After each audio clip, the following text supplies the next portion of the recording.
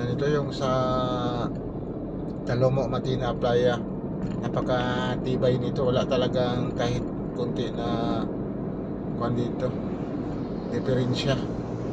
Kahit nag-crack lang, wala, napakatibay pagkagawa itong kuan. Ewan kung may nag-video sa ilalim kung dito ba yun, yung spring daw niya is may disalign. Ito ba yun o doon sa Bukana? May nag-video dito nakita ko na may kuan daw, spring sa ilalim na parang na-disalign. May naka-video.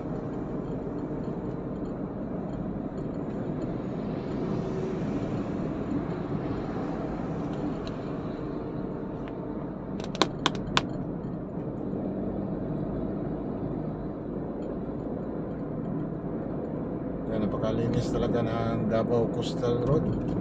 Kasi every naglilinis dito is tinaturnover na ito ng barangay yata.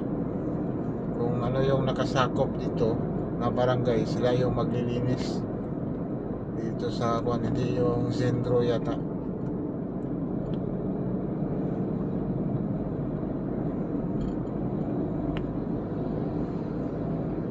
Buti na lang yung mga gawa dito sa Davao City is napakatibay.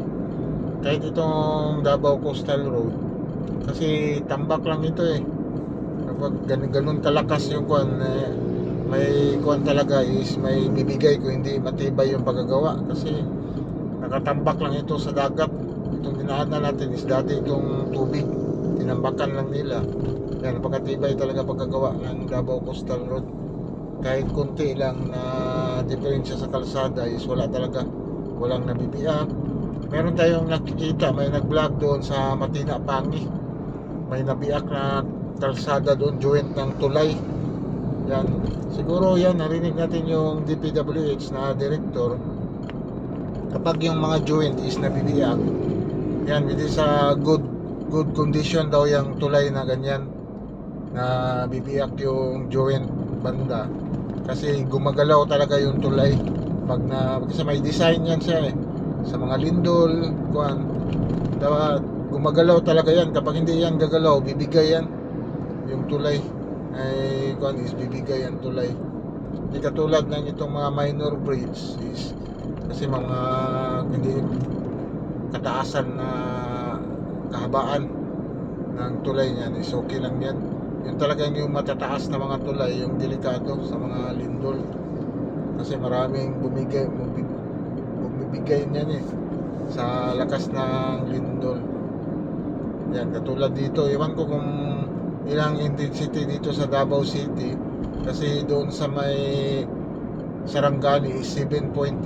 Ang lakas. Grabe, at kasama yung Jinsan dito.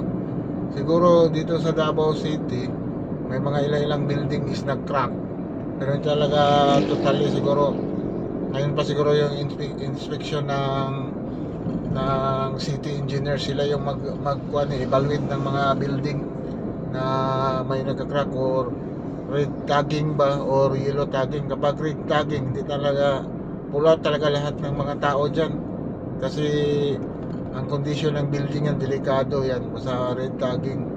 Pero kung yellow tagging yan, pwede yan makatira. May portion lang na hindi puntahan, may portion na pwede rin tirahan kasi yellow tagging lang siya Yan yung evaluation. Kaya ngayon is walang mga klase.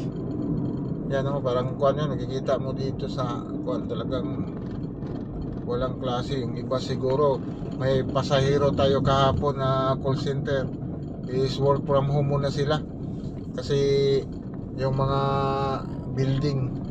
yung building na ginagamit nila is subject for evaluation pa bago pabalikin sila doon.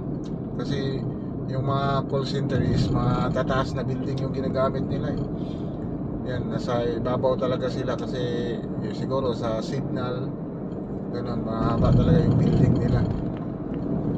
Yan, malapit na tayo dito mga ka-workers, may Bukana Bridge, kasi ito talaga yung malaking natamaan. Kaya nga kahapon sabi ng DPWH, maraming nagja-jogging dito Sabi ng DPWH director dito sa Davao City is hindi mo na, bawal dito mag-jogging doon sa may tulay. Kasi yung tinamaan dito is hindi yung kalsada, yung sa gilid, yung daanan ng mga tao. Yung magja-jogging doon talaga ang tinamaan, banda sa tulay. May mga natanggal na mga railings, tapos may nag-crack sa giliran. Ayun, buti na yan kasi parang natitesting na siya ba, na tibay pa rin yung tulay at hindi talaga buo yung daanan ng kalsada ang bumigay. Yung mga gilid-giliran lang kasi mga, siguro mga pinis-pinisin na yan kasi nasa giliran lang eh.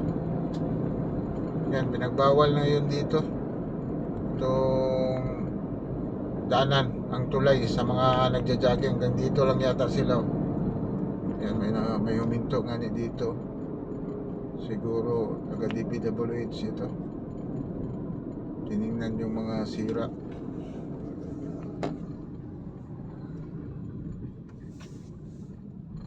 Yan pa lang. Yun o, sira doon o. Kita na.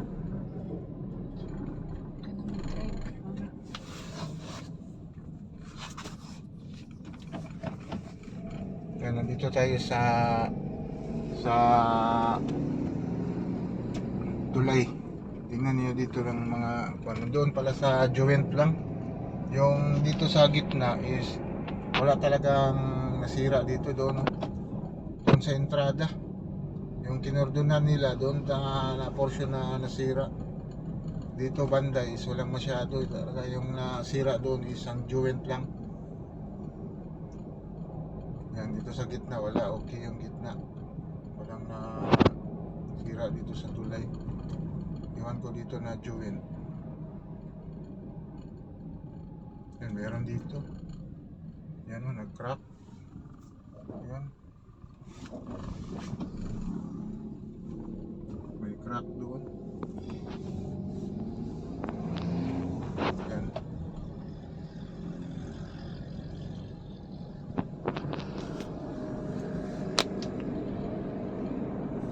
Yan, yun yung kuan, sa dulo-dulo lang yung sira sa tulay. Hindi talaga sa mga gitna-gitna is wala, is buo yung tulay. Sa kabila at saka dito sa entrada ang tulay sa kuan. Kasi kahapon, yan yung kuan kahapon, yung pagtapos ng lindol is maraming nag-report baka babagsak daw yung Bukana Bridge kasi made in China. Yan. Kasi yung bridge kasi ginawa is cable type, tapos yung railings niya is mga metal lang. Yan, binobolted lang ba? Ibig sabihin is prefabricated lang. Yan, habang ginagawa yung tulay, may mga waiting na para sa mga railings. Hindi katulad dito, ang tulay is binuhusan talaga yung mga railings nito. Talagang napakatibay. Yun is mga metal lang. Kasi para division lang yun sa mga tao eh, dumadaan doon, ganun. Hindi talaga buhos, prefabricated lahat. Kaya kasi ang lakas ng galaw ng lupa eh. Yan, kaya siguro yung mga bolt yan bumigay. Kaya ganun yung resulta. Yan, papunta na tayo dito sa may Rojas banda. Palabas na tayo sa may sa may Boulevard. Yan, dito sa Davao Coastal Road. Atin lang tinitingnan kung ano ba yung mga damage doon sa tulay. So far itong mga minor bridge, yung maliliit na tulay dito is wala, naka-intact eh. Wala talagang damage sa lakas ng lindol kahapon. Kasi yung lupa is parang naging dagat, nagwi-wave eh. Bakit alam ko nagwi-wave? Kasi pagtakbo tumatakbo ako eh, parang yung sasakyan hindi mo makontrol kasi yung kalsada is parang nagwi-wave, umaalog. Hindi mo makontrol yung kuan, gumagalaw yung sasakyan, yung malubila. Ganun yung experience mo kapag naka-drive ka na malalakas na lindol. Meron ding mga lindol na hindi mo mapapansin na may lindol pala. Yan, nagda-drive ka, hindi mo mapansin may lindol, yung mga mahina lang na lindol. Pero kahapon, yan, mapipil mo talaga na lumilindol kasi hindi mo makontrol yung manubila. Yan, parang gumagalaw. Parang nagwagol yung kuan mo ba? Ligid, yung gulong mo. Yan, katulad din yan yung last na lindol. Ganun yung nangyari din. Yan, siguro, mga kawardads. Yan, sa ito na tayo sa Rojas. So, marapit na ito tapos itong Rojas. Yan, malapit na na-intact itong access road dito sa Rojas. Kunti-kunti na lang. Ito na lang daanan ng mga tao. Ang kulang dito. Yan, para ma-complete. Pero, padaanan daw yung kuan. Yung, iwan ko ngayon daw, June. Padaanan itong sa Magsaysay. Iwan ko kung saan lalabas doon.